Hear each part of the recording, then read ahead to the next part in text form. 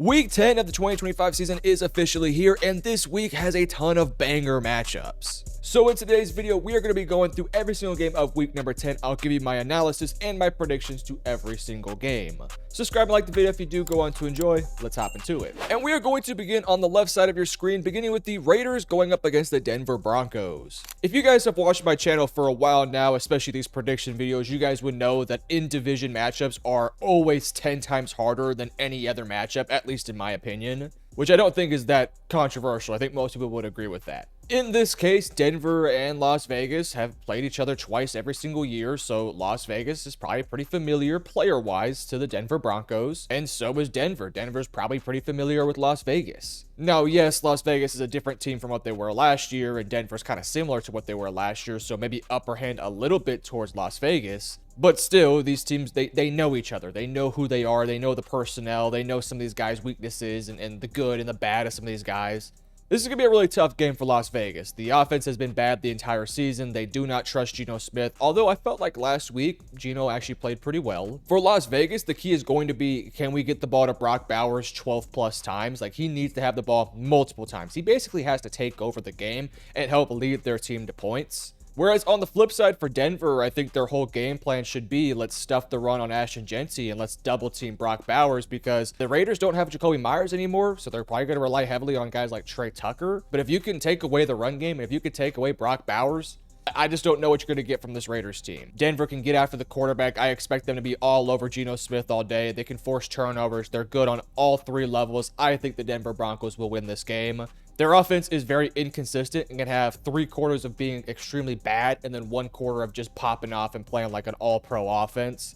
I think in this game, they play like 3 good quarters offensively and they find a way to win this game pretty comfortably. So for today's game, I have the Denver Broncos winning with a final score of 27-18 in favor of the Denver Broncos. Next up, we have the Atlanta Falcons going up against the Indianapolis Colts. So if you guys were paying attention during the trade deadline, breaking news, Sauce Gardner is a Indianapolis Colts. So if you look at this Colts team, they're coming off a bad week, but for the most part this year, they have been, I think, pretty comfortably the best team in the NFL. They're dominating good teams. They're beating up on bad teams. I mean, they really have had not had a single struggle up to that Steelers game last week where they kind of got beat up for most of the game. This is a good bounce back game. Atlanta has a really good defense, especially against the pass. So I do think that the Colts could be in for another bit of a challenge. But when it comes down to it, I just don't know what version of Atlanta I'm going to get on the offensive end.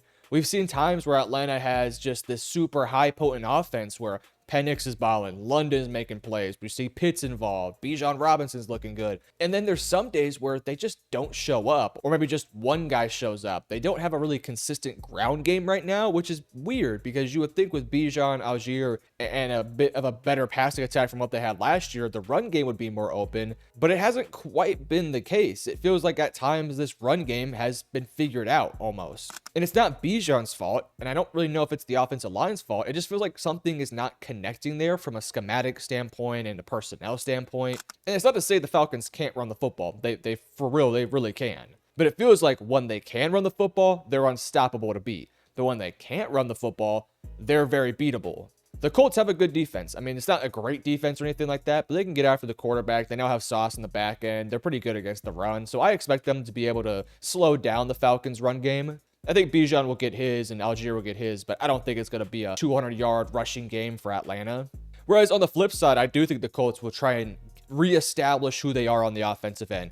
Run the football, be more physical, get the ball to your playmakers, establish the Colts football that we saw through weeks 1 through 8. Last week, I think, was a bit of an anomaly. I think they're going to try to get back to who they are this week versus Atlanta, and I do have the Colts winning this football game. I think they're the better team. I think they have a bit now of some vengeance on their mind after what happened last week. Give me the Colts to win in Berlin with a final score 31-22 in favor of the Colts. Next up, we have the Cleveland Browns going up against the New York Jets. These are two football teams that, frankly, probably do not want to win this game. I think Cleveland is probably at this stage realizing that Dylan Gabriel's not the guy. They're probably going to go to Shador at some point within the next few weeks. Maybe this game, if Dylan really sucks, they pull him for Shador. We'll have to wait and see.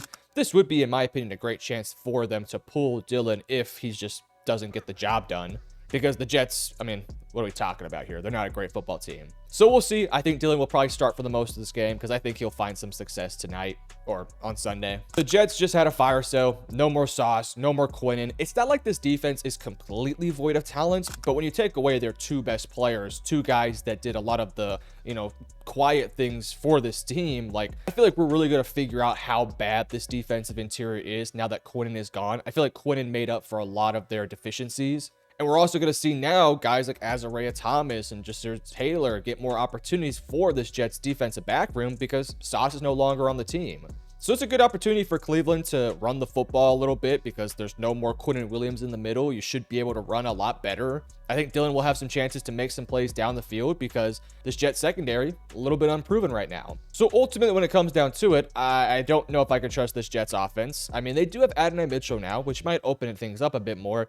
And frankly, I think I trust the Jets offense a little bit more because of what I've seen, the highs of Justin Fields, and I think he might be able to get a good game out of him. But at the same time, I also think this Browns defense is really, really good. So I'm going to go with the Browns to win this football game. I just think the Jets had a fire sale. They're aiming for the #1 pick. They have no reason to try and win this football game other than for guys to keep their jobs. And I think the Browns, on the other hand, they're trending in the right direction in terms of having a really good defense. They just really need that quarterback, and we'll have to wait and see what they do this offseason. But I have the Browns winning this game. I think it'll be an ugly, stinky game. I'm thinking 13-9 in favor of the Browns. Next up, we have the New Orleans Saints going up against the Carolina Panthers. Again, another in-division matchup. The Panthers will be favored in this game, but I don't think it'll be by a ton. It feels like the Panthers are a good football team, but man, there's something about them that it's like, I just can't trust them fully. Now, I think the Panthers will win this game. They're 5-4. They have beaten some bad teams. So I think right now where the Panthers are at, the Panthers are a team that will lose to any good football team. Like the second the Panthers go up against a top 10 team, they're probably not going to win that game. But if they go up against a team that's a bottom 10 team in the NFL, they will usually win those games. And in this week, you have the New Orleans Saints, and they are firmly a bottom 10 team in the NFL. I think Tyler Shock will get the start again this week. And look, I felt like last week's Shock, I mean, he was not anything spectacular. I actually think Spencer Rattler's a better starter right now, but you invested a second-round pick in him. You thought very highly of him coming out of the draft. You might want to see him out. I never was a Shock guy. I don't know what they saw in him. We'll see if he can, get more reps under his belt, start to play better.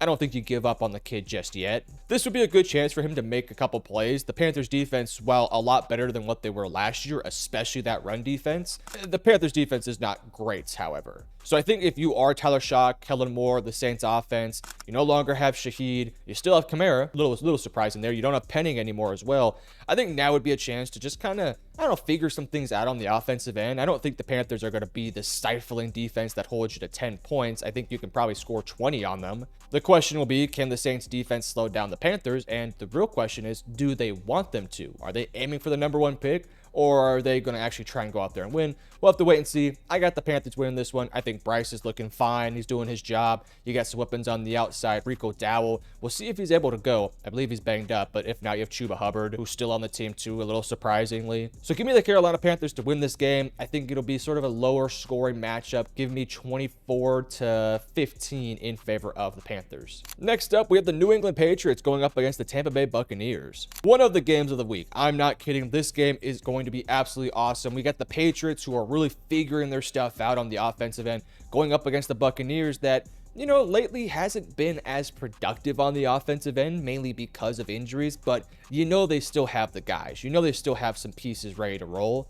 I believe they're also going to get back Bucky Irving, which I think is really going to open up this offense. They have really missed him the past few weeks. He opens this thing up a lot more for them. So getting him back in this matchup is critical for this Bucs team. As for the Patriots, I mean, look, you are who you are. You are a really good offense that can score a lot of points, even with bad offensive line play, and a defense that is also not too shabby themselves. With Christian Gonzalez back there, the defense actually takes 5 steps forward when they have Gonzalez playing. I don't know what it is. Usually it's not a scenario where one guy makes a defense better, but for whatever reason, it feels like when you take away Christian Gonzalez, the Patriots are like the 18th or 19th best defense, but then you throw Christian Gonzalez in and it's like, we're a top 15 defense all of a sudden. So with Gonzalez going, with all those guys going, I think the Patriots have a chance here.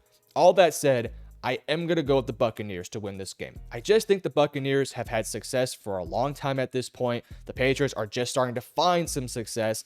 They don't really have a ton of wins versus really great football teams, minus the Bills game. So I think in this game, the Patriots will look good. They will prove to the world, or I guess not prove, but continue to show the world they're not a fraud. They're not a glimpse, a little moment of awesomeness. They're a good football team, but I just think the Buccaneers will win. It's at home for Tampa Bay. I think Tampa Bay's a bit more experienced to have all the veterans.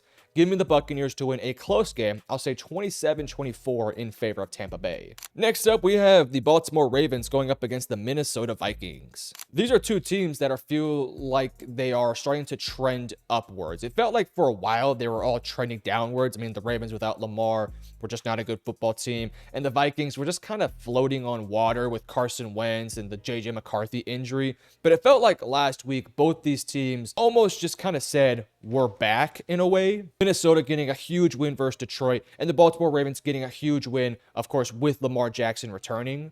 The Ravens defense also kind of feels like it's figuring their stuff out too. I don't think it's a great defense or anything like that, but they've made a few moves towards the trade deadline, mainly Draymond Jones, and I feel like they're going a bit more all in right now to try and go ahead and win a lot of games. They're not completely out of their division. They get a win here, they're still in the conversation to get right back into the conversation. Minnesota, on the other hand, they're firmly in the NFC North race right now. The NFC North is kind of picking each other apart right now. I mean, 4 really good football teams, all 4 of them have a chance to win, and whenever you have those in-division matchups, it's just tough. I mean, look at the Lions last week losing to the Minnesota Vikings despite being heavily favored. It feels like these are two teams that are a bit more like we understand it now. That all said, it's Lamar Jackson versus JJ McCarthy. I obviously have to trust Lamar Jackson a lot more here, but you have 2 pretty talented football teams. I think Minnesota is maybe the better roster with the better defense, but with Baltimore figuring some stuff out on the defensive side, I think this could be the game that they sort of re-emerge as a potential contender in the AFC. Not saying Super Bowl contender, more playoff threat right now. We'll wait and see later in the season if they become that full-on contender, but for now, give me the Baltimore Ravens to win this game. I think we get a really fun game that might go down to the wire. Give me 23-30 game-winning touchdown Lamar Jackson. Calling it right now. Next up, we got the Buffalo Bills going up against the Miami Dolphins. I'll keep this one pretty short. These two teams face off against each other twice every single year. And look, sometimes these games are really close, but Josh Allen, more often than not, wins these games. The first game this season between the two was a closer game than I think a lot of us thought it was going to be. I wouldn't expect anything different on this one. It is going to be in Miami. I do expect this game to be somewhat close, but the Bills should win this game. I mean, they're just the better football team with the better defense, the better offense, the better quarterback. There's really not a huge conversation here. Again, in-division matchups are difficult, and maybe the Dolphins could be, kind of just on upset alert this week, and maybe they could win, but the Bills have done a good job versus Miami for a while now. So give me the Buffalo Bills to win. I'll say 29-13 in favor of Buffalo. Next up, we got the New York Giants going up against the Chicago Bears. It's a shame what has happened to this New York Giants football team, because after that Eagles game, it felt like the Giants were arriving, right? It felt like they were starting to get who they are.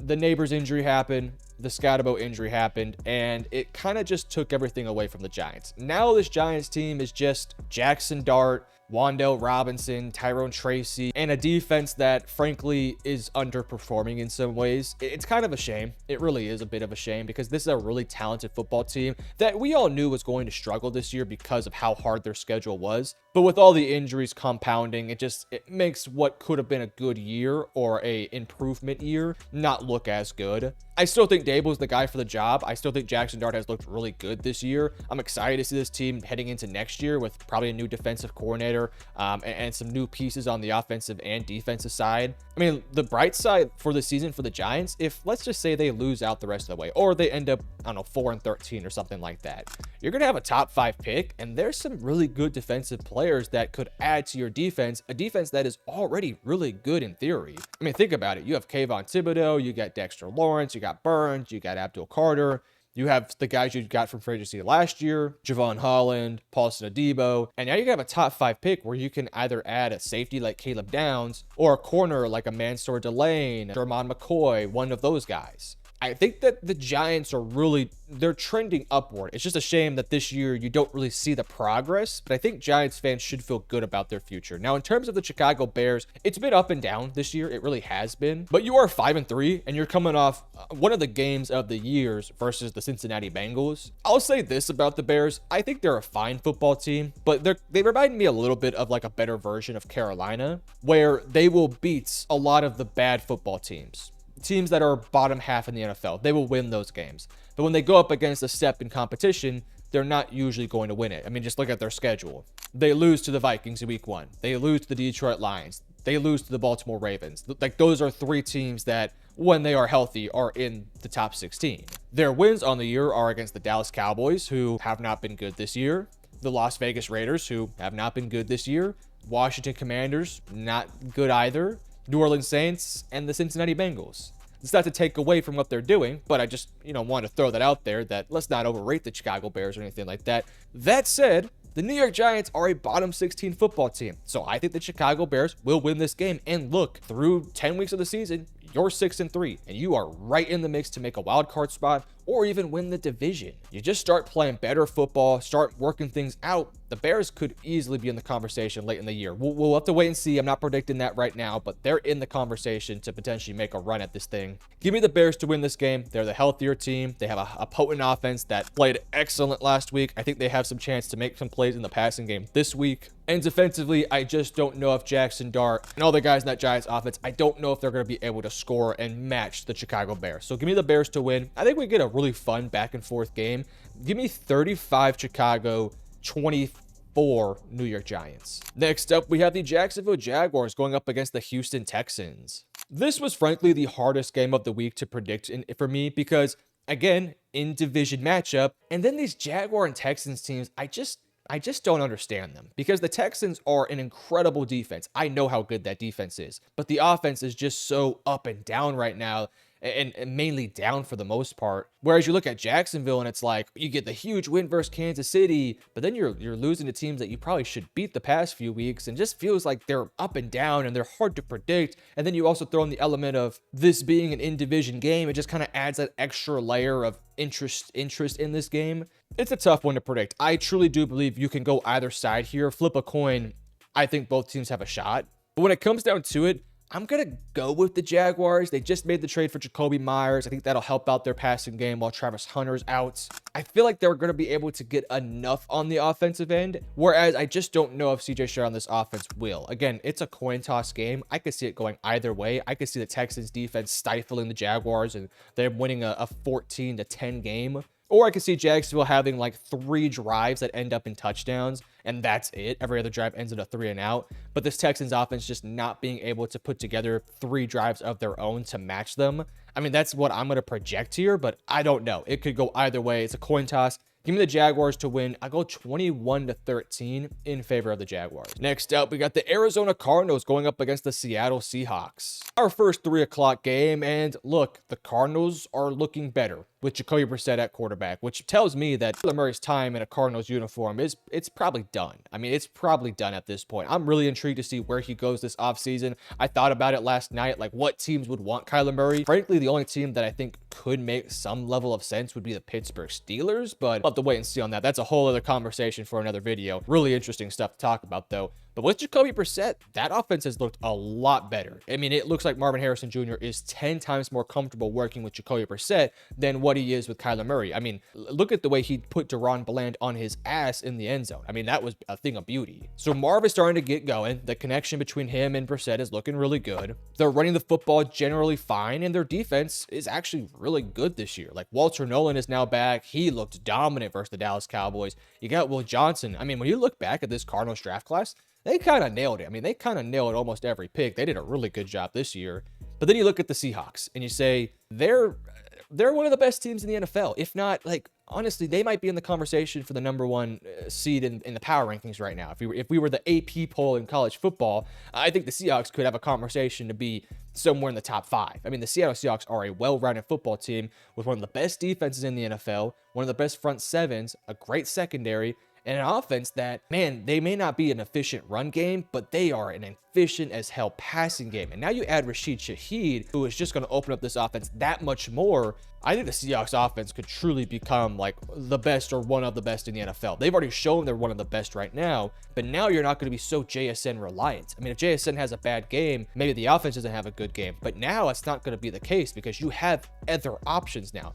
This Seahawks team is well-rounded. I got the Seattle Seahawks winning this game. I know in division matchup, things could happen. Jacoby Brissett's playing well. Give me the Seattle Seahawks. I got Seattle winning this game. I'll say 29-26. I think a really close game that comes down to the wire. I think it's a bit more of a comfortable win from Seattle, but the score might indicate the Cardinals make a late push to try and win this one. Maybe score a late touchdown to cut it to 3. Tried the onside kick. Seattle picks it up. Give me Seattle 29-26. Next up, we got the Detroit Lions going up against the Washington Commanders. Do not count out the Washington Commanders. I know they have injuries at a lot of different positions. And with Jaden Daniels out for what I expect to be most of the year, if not the entire year, it's going to be easy to just sort of push the Commanders aside. But Marcus Mariota is a really good backup quarterback, and he has shown that he can put it together. Now, they're not a great team right now. Defensively, they're not great. Offensively, without Jaden Daniels, they're not as good, but they're still a competitive football team, and it's in Washington. So I don't think we should completely count out Washington, but in this matchup, look, the Lions just lost. The Lions are a pissed off football team. And look, they haven't been great this year. They haven't been as good as what they were last year. The injuries, some inconsistencies. I thought versus the Vikings, that was just a weird football game where the Lions probably should have won it, but they just didn't. I think they're better than what they've shown this year, but albeit, man, they are a really confusing team. I want to buy into them a lot more, but it's really hard to do so right now. That all said, the Commanders are one of the most injured teams in the NFL, and even if I think Marcus Mariota is a good backup quarterback, I got to go with the Detroit Lions to win this one. I don't trust the secondary versus the receivers in Detroit.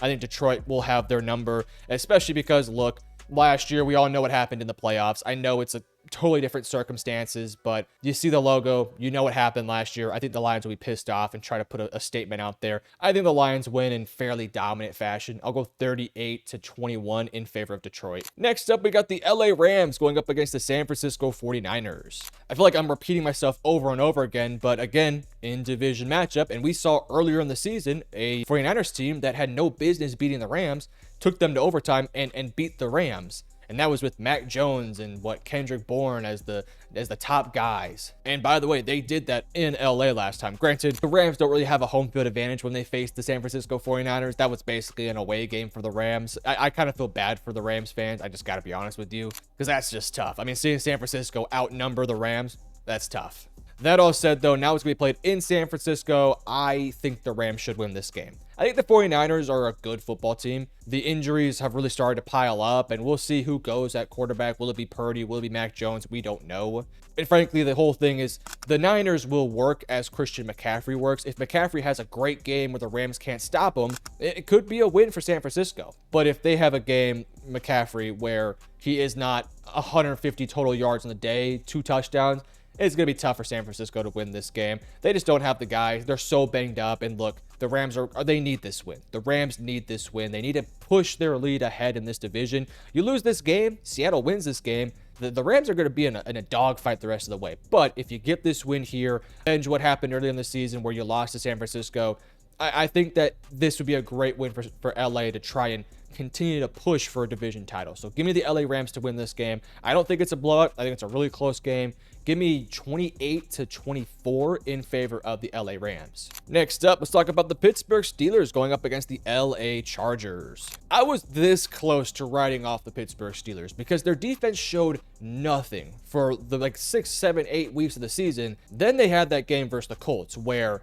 my God, just complete ass kicking on the defensive side. I mean, it was like the Steelers were just loading up the barrel, just waiting for that game. It was like the Colts kicked them in the ass or something like that previously, and it was a revenge game. But it was just the Pittsburgh Steelers, I don't know, just hyped up for the game. I honestly don't know what happened in terms of the Steelers going from a bad defense. They were a bad defense to start the season off. Not every game, but mostly they were a bad defense, to all of a sudden just being this unstoppable force against the best offense in the NFL in the Indianapolis Colts. It was so bizarre what happened last week. I'm hoping to see some carryover, though, because if this Steelers defense is as good as what they showed last week, or 80% of that, the Steelers are going to be a really dangerous team because their offense has shown they can score some points. I was a little disappointed with them not being as aggressive at the trade deadline. They have to find more weapons outside of just DK Metcalf, but I digress. I would have loved to have seen a Chris Olave trade or Rashid Shaheed trade or something along those lines. They didn't really make a big move, though. I thought that was a bit of a wasted chance there for them. Still, though, the Steelers' offense, they're good. They're not great. They're not like a top 10 offense or anything like that, but Rodgers has shown he's good right now. He's making some plays. The scheme is working. They're running the football well. It's a good offense. Not a great offense. It's a good offense. The defense, though, has been really the disappointing thing of this year. But if this defense can turn it around the second half of the season, watch out for the Pittsburgh Steelers. Now, when you look at the Chargers side of things, Rashawn and Joe Alt out for the season. That's tough. I mean, without your two starting tackles, it's just going to be hard for the LA Chargers. They made a move for Trevor Penning. It feels kind of like a desperate attempt to just sort of salvage this year. But, I mean, look, without those guys, the Chargers season, for all intents and purposes, is more than likely done. That's not to say they can't win the division or make the playoffs, but when it comes down to it, you're not going to win a Super Bowl without your two starting tackles not being able to go. And not just two average starting tackles. We're talking about Joe Alt, Rashawn Slater, two of the best offensive tackles in the NFL. You also have had injuries and all these other things across other positions. I mean, the Chargers offensive line was supposed to be the strength of this team, and it has been nothing but it because it has just been injury, and it's been really unfortunate. They're going to get Amari and Hampton back, and I think that'll definitely help out this offense, but without your tackles, it's going to be tough. And now you're going to be asking them to slow down a defensive line that has TJ Watt, Derek Harmon, Cam Hayward, Highsmith, all those guys in the defensive line. It's just a tough ask. And I think it's hard for Justin Herbert to win this game. They're going to have to run the football well. They got to get the ball out of his hand quickly. And defensively, they have to show up for the Chargers. I think they will. I think they'll make some plays. But I think Pittsburgh's defense is going to really ball out this one, have back-to-back weeks of really good games. So with all that said, give me Pittsburgh to win Sunday Night Football. Give me a final score 26-20 in favor of the Pittsburgh Steelers. And to end week 10 off, we have the Philadelphia Eagles going up against the Green Bay Packers. Now, we do have 4 bye weeks this week. We have the Dallas Cowboys, the Tennessee Titans, the Cincinnati Bengals, and the Kansas City Chiefs. To all 4 of those teams that are on bye this week, get healthy, get right, get back on track, especially the teams like the Dallas Cowboys and the Bengals. You're going to need to kind of make a stretch of run here. So to those teams, good luck. As it goes for the Eagles and Packers, I'm excited for this game. I'm really excited because, look, the Green Bay Packers have shown that they can play up to competition at times, and I expect them to play up to this Philadelphia Eagles team. Look, the Packers since week 1 and 2 have been this roller coaster of a team where it's just like, I don't know how to feel about them. I mean, when you look at their schedule this year, it's bizarre. They have a win versus Detroit, a win versus a healthy Washington football team, but then their losses are to the Cleveland Browns, a tie to the Dallas Cowboys, and a loss to the Carolina Panthers. They have wins versus the Cincinnati Bengals, who are a potent offense, the Pittsburgh Steelers, and the Arizona Cardinals. Like, they're just a weird football team where it's like, why are you losing to these bad teams? This is going to be a great game to sort of test to see where the Packers are actually at. Philadelphia, for all the issues they have, they're figuring stuff out on the offensive end. We finally saw Saquon Barkley have a big explosive day running the football prior to the bye week. We also know, I mean, when Hurts and A.J. Brown are going, the passing game is really hard to defend. They're a good defense. I'll say not a great defense like what they were last year, but you do have Jalen Phillips now back into the mix. You made a move for Jair Alexander. They're clearly going all in this year, which I respect wholeheartedly because right now the NFC is quite open. So for Philadelphia, just play your game. I mean, you've faced off against the Packers a few times now the past few years. You should probably know what to expect. It's not going to be an easy game. Stuff the run, play well in pass coverage. Just do your job defensively. And Jordan Love will give you some chances for some turnovers. Whereas on the offensive end, be creative, run the football well, establish a dominant point of attack. All that sort of stuff. Be good on first down. Don't get in 3rd and longs, the usual coach talk. Whereas for Green Bay, I think a huge key for them, time of possession, turnovers, and can they run the football? If they win those 3 categories, I think the Packers have a great chance to win the game. That all said, though, I think the Philadelphia Eagles will be the team that runs the football better and wins time of possession. I got Philadelphia winning this game. I just think they're the better football team. I think Green Bay's trending upward. They have a good football team themselves. This game's going to be awesome and should be a fun game, one of the best games of the year. Give me the Philadelphia Eagles to win this one. I think we get a pretty high-scoring game with a lot of yards. That comes down to execution in the red zone, turnovers, time possession, all that stuff. Give me the Philadelphia Eagles with a final score 31-28 in favor of Philly. These are my picks for week number 10 of the 2025 NFL season. Let me know in the comment section below, what do you agree with and what do you disagree with? And if you enjoyed, hit that like and subscribe button. I love you guys. Peace.